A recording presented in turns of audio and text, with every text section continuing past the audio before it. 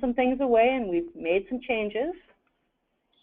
Well, but I think that, as you're pointing out, Cindy, the interface is much cleaner, the messages are much more direct, and I can also say that they are much more empirically robust than they have been in the past.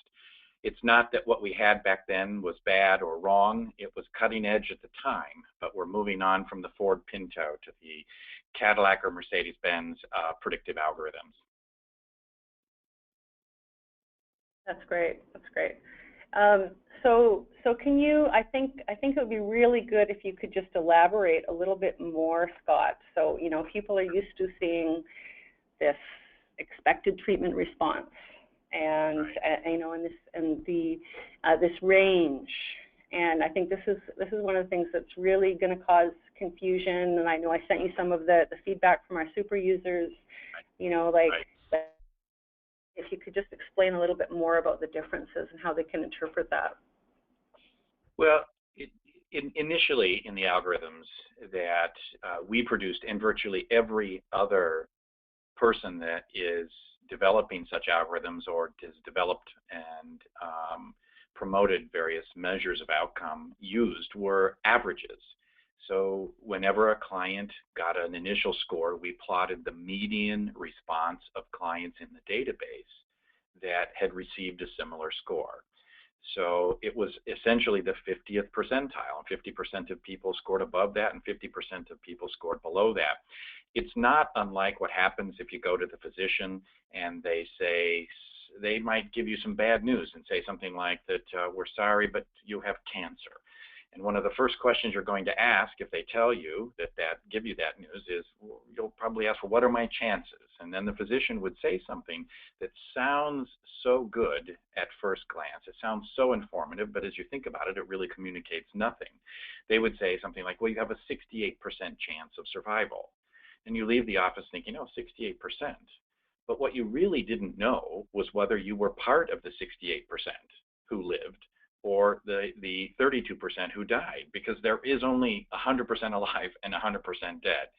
So plotting the trajectory in this way wasn't really predictive of whether or not you were likely to be in the surviving group, in the group that experienced positive change. The algorithms and predictive algorithms in medicine have improved dramatically.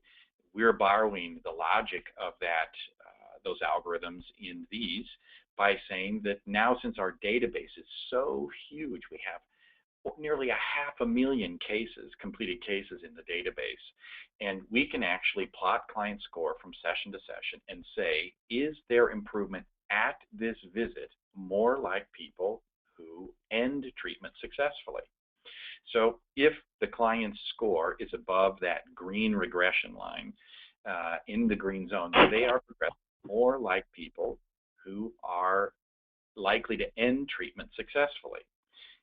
In the past, all it told you was how you compared to the median response of clients. It didn't tell you if you ended treatment successfully.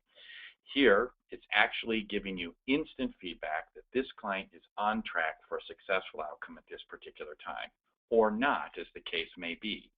If they're in the red zone, of course, then they are moving more like clients who do not end treatment successfully. And if they're in the yellow zone, it's too close to call. The clients are at risk. They're neither going forwards or backwards as far as we can tell.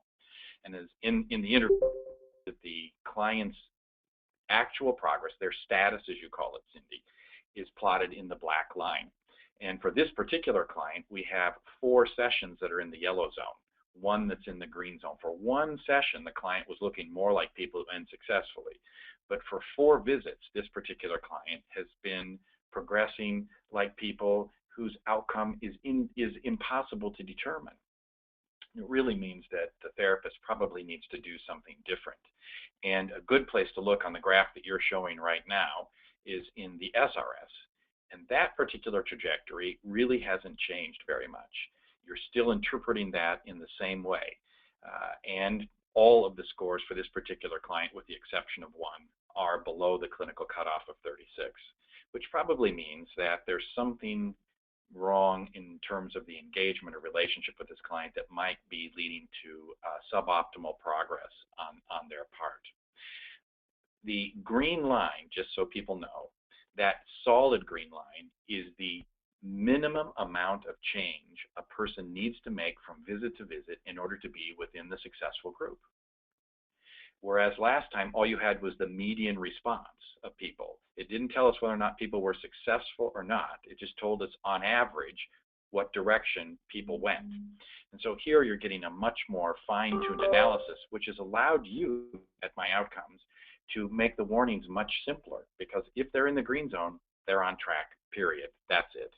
If they're not in that zone, they're either at risk or they are off track. Does that clarify things a bit, Cindy? Yeah, that's great, Scott. I'm just going to move now to before.